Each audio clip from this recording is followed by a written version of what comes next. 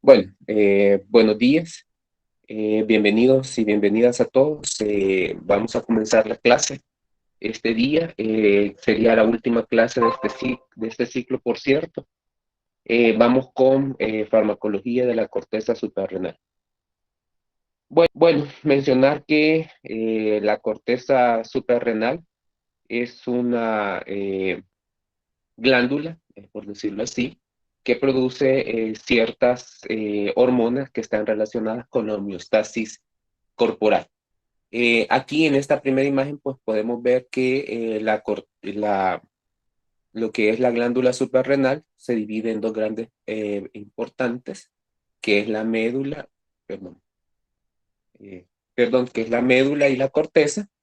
Dentro de esta parte de la corteza, pues se derivan principalmente los corticosteroides de 21 átomos que originan tres principales hormonas.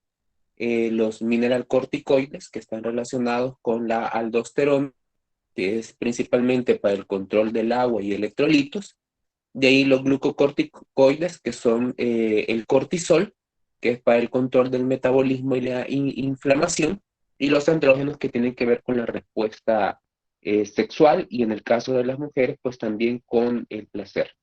Y en el caso de la médula, que es la corteza o cresta neural, que se origina principalmente en la médula, está relacionado con las catecolaminas.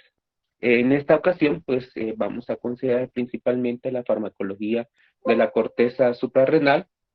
Eso significa que el principal enfoque que vamos a retomar va a ser las tres principales grupos de hormonas, que serían la aldosterona, el cortisol y los andrógenos.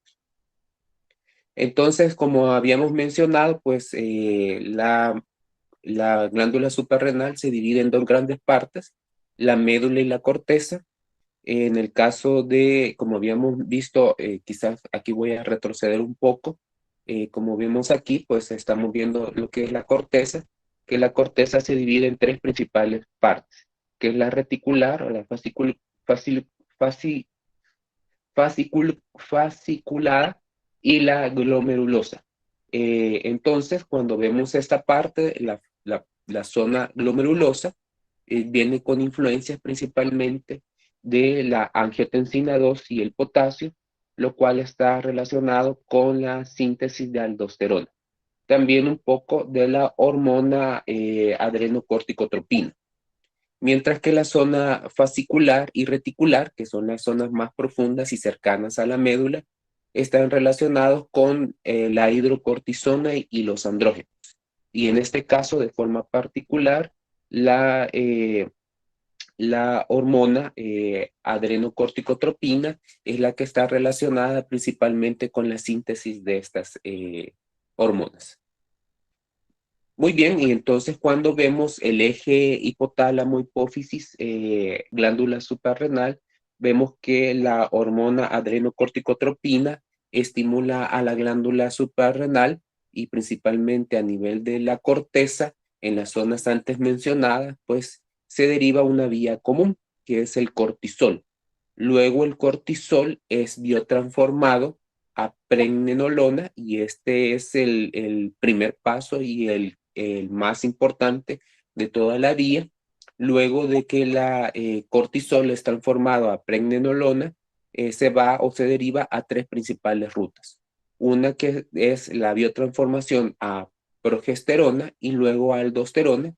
Una segunda vía que es de la pregnenolona hacia el cortisol y una tercera vía que es de la pregnenolona hacia la testosterona. Así, las tres principales hormonas relacionadas con la corteza suprarrenal son los mineralcorticoides, los glucocorticoides y los esteroides sexuales. De forma particular, los glucocorticoides, a través de la inhibición por retroalimentación, inhiben la que es la excreción de la adrenocorticotropina por la adenohipófisis. Aquí vemos que hay un sinfín de procesos enzimáticos que van transformando a la pregnenolona de un paso a otro. Eso, pues son diferentes dianas farmacológicas que vamos a ir mencionando o se va a mencionar poco a poco. Aquí vemos algunos fármacos que inhiben la respuesta o componentes químicos que inhiben la respuesta del cortisol, como para destacar el ketoconazol, que inhibe el paso fundamental de cortisol a pregnenolona, y también el ketoconazol pues inhibe el paso de la 17-hidroxipregnenolona a dihidroepiandrostenediona. Entonces también vemos estos dianas farmacológicos de inhibidores que lo vamos a ver más adelante. Entonces, cuando estamos refiriéndonos a los glucocorticoides, pues vamos a mencionar dos principales aspectos, que sería la síntesis, que ya, como habíamos mencionado anteriormente, se derivaban del colesterol.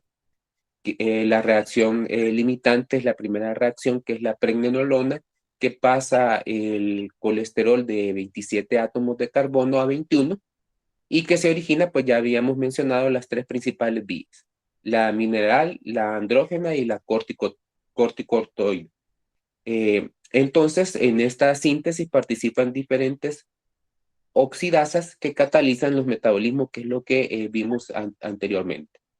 Con respecto a los demás pasos de la farmacocinética, pues con respecto al metabolismo y en particular con respecto al transporte de la hormona, el 90% es transportado unido a una globulina transportadora de corticosteroides.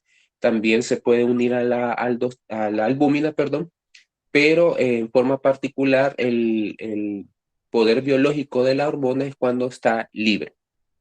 El hígado es el principal desactivador de esta hormona, aunque también participa el hígado, y al desactivarla estamos relacionados o está relacionado con su mayor dilución en agua. Entonces, esto es principalmente relacionado con ello. ¿Cómo se desactiva? Pues tiene que ver con una conjugación con ácido glucurónico. Esto es lo que la hace más que sea más diluible y por lo tanto más fácil de excretarse. Y también participa una hormona y que tenemos que destacar, en este caso la 11-beta-hidroxiesteroide deshidrogenasa, que hay de dos tipos, la tipo 1 y la que se encuentra en el riñón, perdón, en el hígado, y la tipo 2 que se encuentra en el riñón. ¿Cuál es la importancia de esta enzima?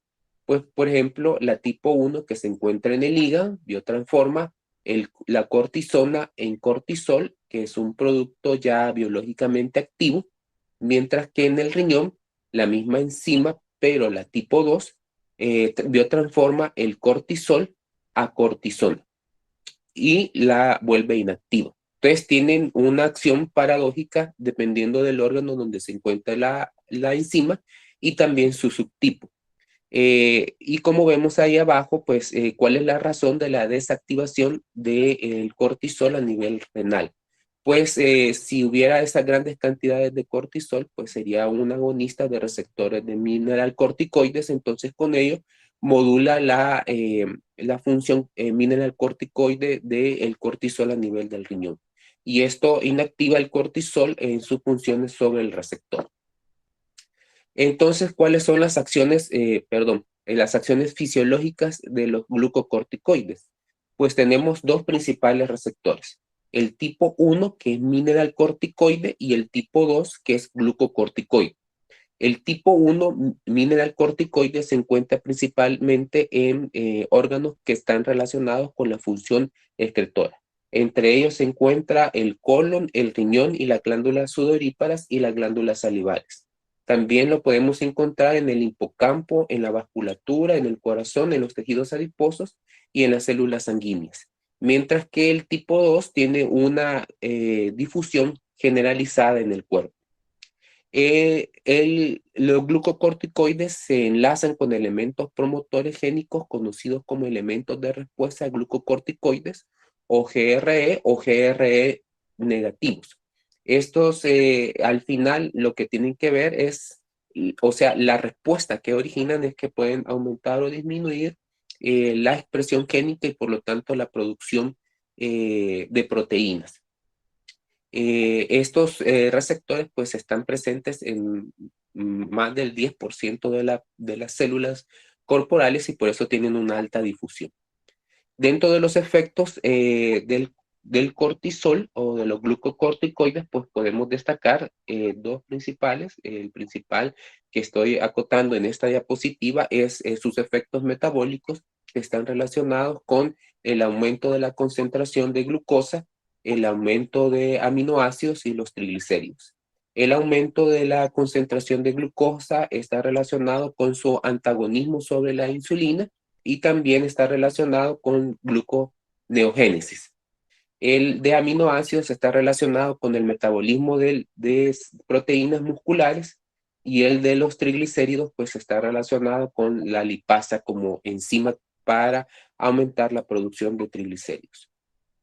Cuando se activan estos efectos metabólicos, pues principalmente cuando nos encontramos en estrés, cuando hay una cirugía, son diferentes procesos en los cuales pueden participar estas funciones.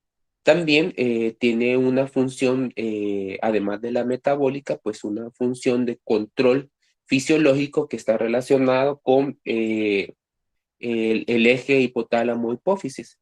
Vemos ahí que el cortisol está relacionado con el control a través de la retroalimentación negativa de la excreción de la hormona liberadora de corticotropina. La hormona liberadora de corticotropina pues es secretada y activa o favorece la producción de adrenocorticotropina a nivel de la hipófisis y esta adrenocorticotropina pues es la que estimula a la glándula suprarrenal. ¿Qué se puede destacar de este proceso? Que la hormona liberadora de corticotropina también está relacionado con el estímulo de la propio melanocortina. Esta hormona que se produce en la hipófisis está relacionada con la producción de la adrenocorticotropina y también de la hormona estimulante de melanocitos y otras hormonas que tienen una función menos destacada como las lipotropinas y las endorfinas. Entonces, este efecto al final está relacionado que muchas de las funciones que están enlazadas con la adrenocorticotropina también están relacionadas con la hormona de estimulación de los melanocitos. Y vamos a ver que algunas patologías relacionadas con la función suprarrenal producen una hiperpigmentación. También debemos de destacar el efecto de estos fármacos sobre el sistema inmunológico. Por ejemplo, los corticosteroides desactivan la fosfolipasa A2 y al desactivar la fosfolipasa A2, pues no se produce lo que es el ácido arquidónico. Al no producirse el ácido arquidónico, pues no se activa la lipoxigenasa, la ciclooxigenasa, ni tampoco la epoxigenasa, y entonces eso inhibe completamente la respuesta inmunológica. Y esta función principalmente es la que está relacionada con el uso de estos fármacos, ya que al inhibir la respuesta inmunológica, su utilidad está en enfermedades de tipo inmunológicas como la que ya vimos anteriormente, que es el asma o artritis reumatoidea, lupus u otras enfermedades. De forma particular, aquí vemos relacionado con el eje hipotálamo-hipófisis que el cortisol también actúa como, en el caso de la respuesta inmunológica, en la estabilización de los macrófagos, inhibiendo lo que es la parte de las citoquinas inflamatorias, ya sea en la interleucina 1 alfa, la interleucina 1 beta, la interleucina 6 y el factor de necrosis tumoral alfa. También está relacionado con otros mediadores inflamatorios como los eucosanoides, la serotonina, la bradicinina, por mencionar algunos más que se inhiben por la acción del cortisol. Y es esta función del cortisol junto con la fosfolipasa A2 que es la que está relacionada con la función inmunológica y su principal utilidad clínica. ¿Cuáles son las dos enfermedades principales que se producen por depresión o sobreproducción de las hormonas cortisol? Bueno, cuando hay una depresión, o sea, una disminución de la hormona, que sucede principalmente, por ejemplo, cuando ha habido un infarto en la glándula suprarrenal o lo que sucede más comúnmente, una infección que genera una alteración de la corteza suprarrenal y disminución de la función, se produce lo que se conoce como la enfermedad de Addison. ¿Qué produce la enfermedad de Addison? Pues miren, un oscurecimiento del cabello, pecas, hiperpigmentación, hipotensión arterial, vitiligo, porque ya habíamos mencionado que estaba relacionada la hormona adrenocorticotropina con la hormona estimulante de la tiroides. También hay emanciación o anorexia, vómitos y diarrea, disminución del vello púbico. También puede haber hiperpigmentación en el pezón y zonas de fricción y debilidad muscular y pigmentación de mucosa, como algunos de los efectos de la enfermedad de Addison, que sí está relacionado con fallecimientos y por lo tanto tenemos que tener cuidado y hay que dar un tratamiento rápido a esta enfermedad. Mientras que, contrario a la enfermedad de Addison, tenemos la enfermedad de Cushing, que es una hiperproducción de los glucocorticoides. Si bien es cierto, la hiperproducción de glucocorticoides está relacionado, por ejemplo, con algunos tipos de cáncer, como unos adenomas, inclusive cánceres a nivel pulmonar que pueden producir glucocorticoides, la principal patología que produce el síndrome de Cushing es iatrogénica, o sea que está relacionado con el uso de fármacos. Cuando se da en exceso la farmacología de los glucocorticoides. ¿Y qué produce? Pues produce una hiperpigmentación, hirsutismo. Vemos también allí en el caso del dibujo una joroba que puede estar relacionada con los acúmulos de grasa. También la fase de luna llena, que es un acúmulo de grasa que hace que la cara sea redondeada. También una obesidad, estrías, debilidad proximal y alteraciones de la cicatrización y osteoporosis y atrofias cutáneas que es lo contrario del síndrome de Addison, lo que es el síndrome de Cushing. Entonces, ¿cuáles son las dos indicaciones clínicas principales de los glucocorticoides? Pues la insuficiencia suprarrenal y suprimir la inflamación y la respuesta inmunitaria relacionada con trastornos como el asma, la artritis reumatoidea y en el caso de los pacientes que tengan trasplante de órganos, pues evitar el rechazo del órgano trasplantado a través de la inhibición de la respuesta inflamatoria. La, los, eh, los glucocorticoides se dividen en dos grandes grupos de acuerdo a su terminación, los carboxilos y los carbonilos, o sea, los carboxilos terminan en OH y los carbonilos en O, pero es la modificación de la estructura química de los glucocorticoides nos ha llevado a mejorar su potencia, siendo la hidrocortisona como el de potencia 1, mientras que el resto es comparable a la hidrocortisona. Entonces, ¿qué cambios podemos ver? Por ejemplo, puede diseñarse un doble enlace entre el carbono 1 y 2, que nosotros lo vemos en un cuadrito, y esto origina la prednisona. La prednisona es 4 a 5 veces más potente que la hidrocortisona. La adición de un grupo metilo en la posición 6 produce lo que se conoce como la metilprednisolona, que tiene una potencia 5 a 6 veces más que la hidrocortisona. En general, la prednisona y la metilprednisolona pues tienen una potencia muy similar. Cuando adicionamos un fluoruro, en la posición 9 producimos lo que es la fludrocortisona, que sí tiene una potencia mucho mayor, pero la característica de la fludrocortisona es su potencia sobre receptores mineralcorticoides. Y aquí podemos ver la tabla 29.1 de la farmacología de Golem, que hace relación sobre la potencia relativa en base a los receptores. Y vemos que en el caso de la hidrocortisona, pues tiene potencia tanto en glucocorticoides como en mineralcorticoides. Mientras que la prednisona y la metilprednisolona, su efecto sobre los receptores mineralcorticoides es casi ausente. Y en el caso de la fludrocortisona, pues tiene un efecto tanto en el glucocorticoide y en el mineralcorticoide. Y luego, pues destacamos lo que es la dexametasona, que tiene cambios tanto en la posición 1 y 2 y en la posición 9 como en la fludrocortisona, que produce lo que es la dexametasona, que es 18 veces más potente que la hidrocortisona. En el caso de la dexametasona, pues tiene una potencia glucocorticoide, una menor potencia mineralcorticoide.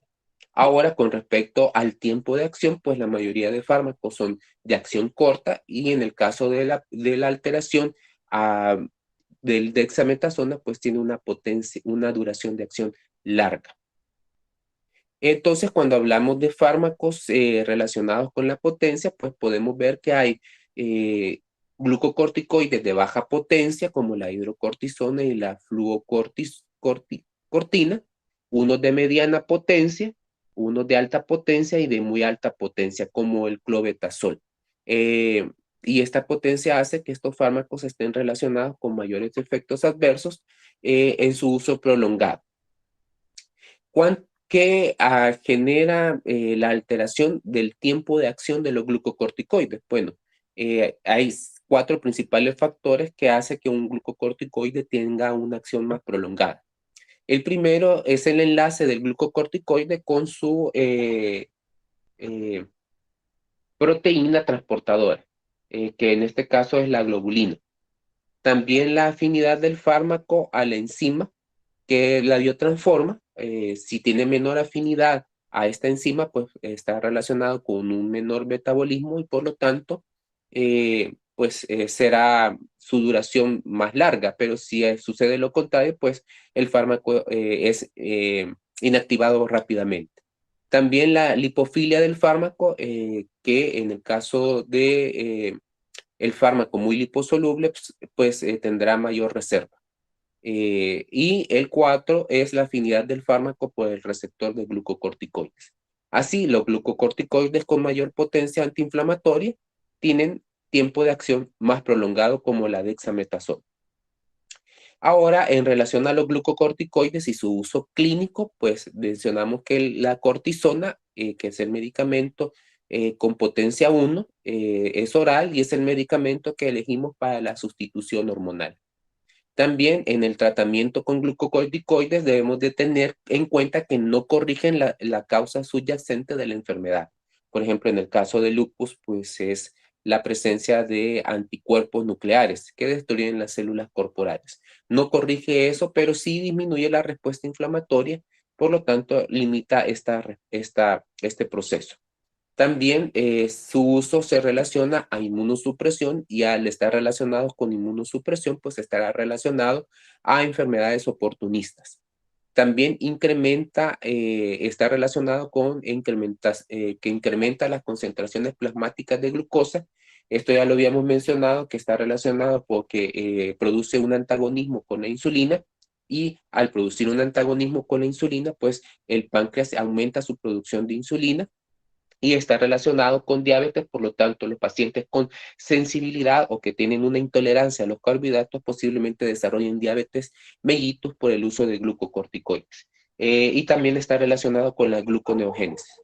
También los corticosteroides están relacionados con la inhibición de la absorción de calcio mediada por vitamina D, lo que al final provoca un hiperparatiroidismo secundario e incremento de la resorción ósea, que al final esto nos deriva a osteoporosis y en los niños un retraso del crecimiento lineal. También está relacionado con atrofia selectiva de las fibras musculares y una redistribución de la grasa que ya lo habíamos mencionado en el síndrome de Cushing. Los corticosteroides, eh, durante el tratamiento a largo plazo con corticosteroides, las concentraciones plasmáticas elevadas suprimen la liberación de la hormona liberadora de corticotropinas y de la adrenocorticotropina, lo que al final pues produce una atrofia de la corteza suprarrenal.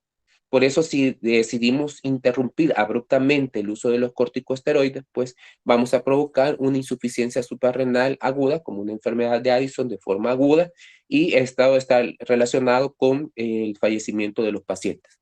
Por eso debemos de hacer un destete o una eh, eliminación de las dosis orales o dosis sistémicas de corticosteroides de forma paulatina. inclusive a largo plazo por meses, para evitar que se produzca la insuficiencia suprarrenal aguda. Con respecto a las vías de administración de los glucocorticoides, hay tres principales, bueno, más de tres, pero tres grupos principales. La inhalada, que ya la habíamos mencionado durante el tratamiento del asma, que tiene un efecto local, que se deglute más del 80%, solo tiene su efecto específicamente el 20% del tratamiento de la dosis. Es una de las vías inhaladas muy segura porque se reduce la dosificación de los glucocorticoides y por lo tanto la incidencia de efectos adversos. Hay un riesgo de insuficiencia aguda, por ejemplo, cuando ustedes deciden o decide el clínico pasarse de corticosteroides orales a corticosteroides inhalados de forma abrupta sin hacer un destete paulatino y entonces la insuficiencia se produce como iatrogénicamente la insuficiencia suprarrenal aguda. Y ya su uso crónico pues puede producir candidiasis oral.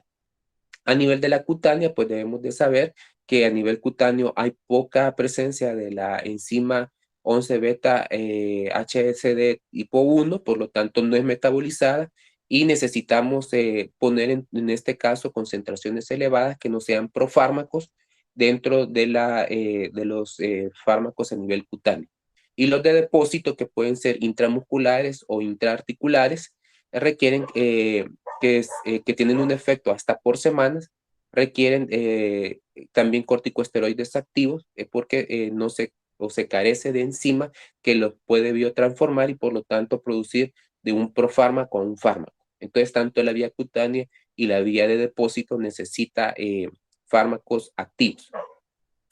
Durante el embarazo, el hígado materno activa la prednisona a prednisolona, pero la enzima tipo 2 placentaria convierte de nuevo la prednisolona a prednisona, lo cual lo inactiva. Sin embargo, conforme va aumentando el embarazo, este efecto va disminuyendo y entonces los glucocorticoides de mayor potencia son los que van a tener este efecto que favorece el desarrollo pulmonar en el feto. Y en este caso el prototipo pues es la dexametasona. Muy bien, esto es con los glucocorticoides y hoy vamos a retomar con los inhibidores de la síntesis de las hormonas suprarrenales, suprarrenocorticales, que se encuentran principalmente tres: el mitotano, los aminogluteteína, el ketoconazol, la metiropona y el trilostano. Vemos que hay diferentes sitios de acción que pueden ser las mitocondrias. En el caso del mitotano, el mitotano se deriva de un insecticida DDT, y pues puede utilizarse en inhibición del suprarrenal. También tenemos los aminoglutetimida, que es su sitio de acción es en la cadena lateral de la enzima segmentaria y también tiende a afectar la aromatasa a nivel por eso su utilidad puede ser también en el cáncer de mama, pero porque hay fármacos más específicos, no es el fármaco de elección. El ketoconazol, que es un antimicótico contra hongos, actúa en dos principales enzimas, en la posición 17 y beta liasa. Esto lo que hace es que disminuye la síntesis de andrógenos y la síntesis de todas las hormonas esteroidales, suprarrenales y gonadales. Es el fármaco de mayor utilidad en este caso. La metiropona es una 11 beta hidroxilasa de esteroides donde actúa y también puede tener su utilidad en la síntesis de cortisol y aldosterona, y el trilostano, que también actúa en la 3-beta hidroxiesteroide deshidrogenasa y que su principal vía esterogénica es que es principalmente en la síntesis de colesterol, perdón, de cortisol y aldosterona como principal función. Entonces, esto es con respecto a los fármacos que actúan en la inhibición de la síntesis de las hormonas de la glándula supracortical. En el caso de los antagonistas de receptores de glucocorticoides, pues tenemos la mifepristona, que también actúa como antagonista y que se utiliza para el tratamiento del síndrome de Cushing en pacientes con hiperglucemia. De ahí pasamos a los siguientes fármacos, que serían los mineralcorticoides. Los mineralcorticoides, que es el segundo grupo de fármacos que vamos a ver, aquí hacemos el corte de los glucocorticoides y pasamos a los siguientes fármacos, que los mineralcorticoides pues también actúan diferentes enzimas específicas para la síntesis de lo que es la aldosterona y que se expresa principalmente en la zona glomerular. La secreción se estimula por la angiotensina 2, secreciones de potasio en sangre y también la hormona adrenocorticotropina. El 50 al 60% de la aldosterona circulante se une a proteínas transportadoras y su semivida de eliminación es corta, aproximadamente 20 minutos. ¿Qué hace la aldosterona? Pues aquí traigo una imagen del túbulo cortoneado distal. Vemos en la parte de abajo que tenemos la aldosterona que se une a su receptor de mineralcorticoides y el receptor de mineralcorticoides pues se une al núcleo y esto está relacionado con la producción de proteínas. ¿Y qué aumenta la expresión de aldosterona? Pues la expresión de aldosterona aumenta un transportador que es el ENaC que está relacionado con la reabsorción de sodio y esto al final lo que desencadena es un aumento de la expresión de la sodio-potasio ATPasa y con lo tanto un intercambiador. Entonces sirve por lo tanto por el aumento de la reabsorción de sodio. Y que actúa tanto a nivel principalmente de los riñones, ya que es una diana farmacológica, colon, glándulas sudoríparas y salivales. La aldosterona está relacionada con la síntesis, su síntesis está relacionada, perdón, con el sistema renina-angiotensina-aldosterona. Ya lo habíamos mencionado que la angiotensina 2 activa a la glándula suprarrenal y favorece en la parte glomerular, en la parte más externa, su producción. También el potasio y la hormona adrenocorticotropina. En la parte fisiopatológica, pues hablamos de un hiperaldosteronismo primario que puede ser por el defecto de la enzima 21-hidroxilasa. También hablamos de un hiperaldosteronismo secundario, como es la enfermedad de Addison, que habíamos mencionado que por un efecto infeccioso, por una infección, por ejemplo, en la glándula suprarrenal se suprime, y un hiperaldosteronismo primario por hiperplasia y adenomas relacionados con cánceres. Entonces, hay dos grandes principales fármacos que serían los agonistas. Estos agonistas actúan en el hígado, el hígado convierte más del 75% de la aldosterona oral en un metabolismo inactivo y por lo tanto aumenta su excreción. Aquí principalmente el fármaco que actúa es la fludrocortisona, con metabolismo hepático reducido de primer paso y una elevada potencia mineralcorticoide y glucocorticoide. Y también en el caso de la fluorocortisona, pues tenemos que vigilar las concentraciones de potasio y la presión arterial de los pacientes. Y el segundo grupo, que son los antagonistas, se encuentra la espironolactona y la eplerenona, que no voy a ampliar el concepto sobre ellas porque lo vamos a ver más en la farmacología cardiovascular. Entonces, el último grupo de fármacos están relacionados con los andrógenos suprarrenales y aquí se encuentra la dihidroetiandrosterona, que es principalmente patológico, por ejemplo, en la hiperplasia suprarrenal congénita, principalmente por déficit de 21-hidroxilasa de esteroides y el síndrome de ovarios poliquísticos. En este caso, la diana farmacológica todavía está siendo investigada y por eso no quise acotar la relación con él. Entonces, esto es relacionado con la glándula suprarrenal y abro los micrófonos para algunas preguntas que ustedes tengan relacionadas con esta función. Muy bien, sí, adelante, Fátima.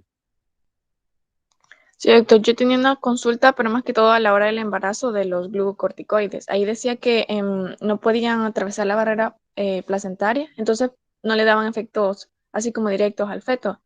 Pero, ¿y si la madre desarrolla efectos secundarios?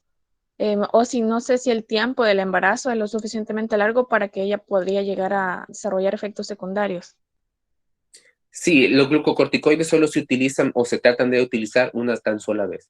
Cuando hemos mencionado de que hay una amenaza de parto prematuro, pues muy difícilmente lo podamos detener. Sin embargo, sí hemos logrado detenerlos más de una semana. Entonces se repite la dosis y a veces se va repitiendo la dosis. Si utilizamos dexametasona, que es el más potente y por lo tanto buscamos ese efecto. Sí se puede producir efectos adversos, pero el uso es tan corto, solo son lo más, digamos, mayor de las 22 semanas, lo más 20 semanas, que el efecto a largo plazo, que es el síndrome de Cushing, pues es casi ausente, pero sí puede existir la posibilidad que la paciente desarrolle un síndrome de Cushing en este sentido. Muy bien, ¿alguna otra pregunta? Muy bien, voy a parar la grabación entonces. Permítanme.